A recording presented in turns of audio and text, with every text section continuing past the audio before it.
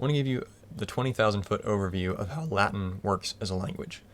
Having background information is really helpful when learning anything new, and it, especially with a language, it gives us the pegs to hang information on.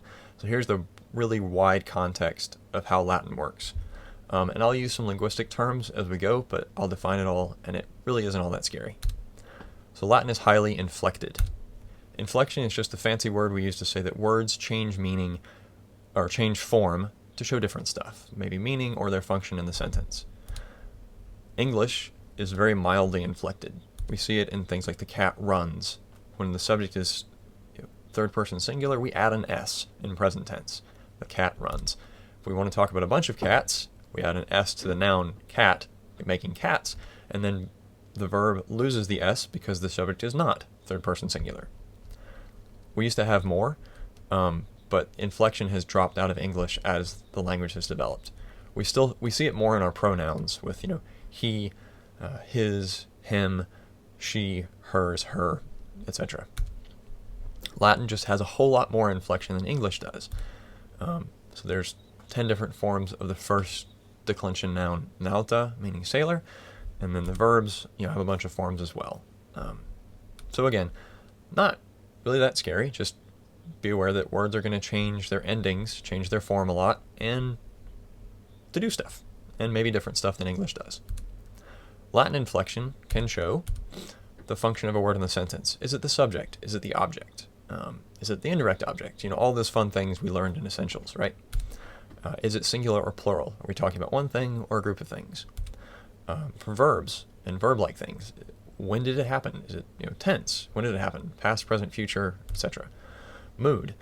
Mood is a strange term. I forget exactly where we got it from. I think mode might be a better way to think about it. What is the mode of the verb? Like, is it narrating something? Is it just saying that something happened?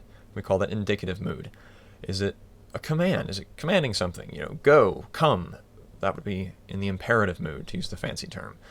Latin also has a mood that English doesn't have, which is called the subjunctive. That's used for I think it's used for possibilities or wishes or things like that. Anyway, we'll get there. You'll get there. Don't worry about it. But it can express that. Inflection can also tell us how is a verb picturing the action. Is it just pictured as a whole or completed, like he ran, or is it ongoing? He was running. So those are things that Latin inflection can do. Second thing to remember is Latin is a case language. That means that nouns and noun-like things change form to show their function in a sentence. So, for example, nauta is a nominative case. That would be subject of a sentence. Nautai, genitive, possessive.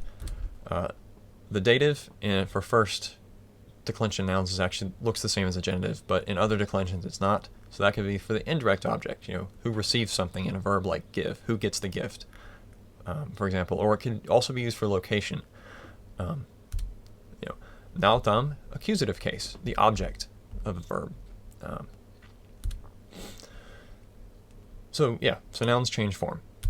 The thing about Latin is because it's a case language, it doesn't need word order to show the function of words in a sentence. So we don't need to use the order of words to know whether something is the subject or the object. How do we do that?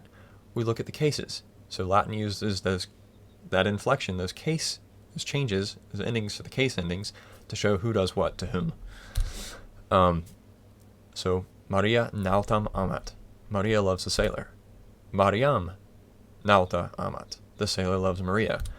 And in theory, although I don't know if this is grammatical or not, but it's possible, I would think, amat Mariam nauta. Also, the sailor loves Maria. So why? I'm guessing here. I know Greek much better, which is also a highly inflected language. Ancient Greek can use word order for things like emphasis. I'm guessing Latin does the same. So in English, we have to use our tone of voice for emphasis. So if I wanted to say Maria loves the sailor, and it's Maria that loves the sailor and not Joan, I'd say Maria loves the sailor. Or if I want to say that it's the sailor that loves Maria or the sailor loves Maria and not Joan, I'd say the sailor loves Maria. We use our tone of voice to imply those things. I think if Latin is like Greek, it just could use word order for that. So if you want to say,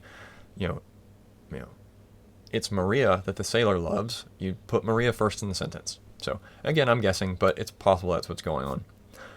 So, overview.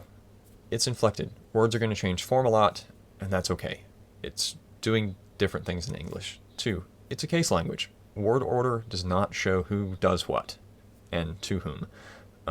You have to look at the case endings for that. So anyway, I hope that's a helpful overview of Latin. If you have any questions, feel free to let me know.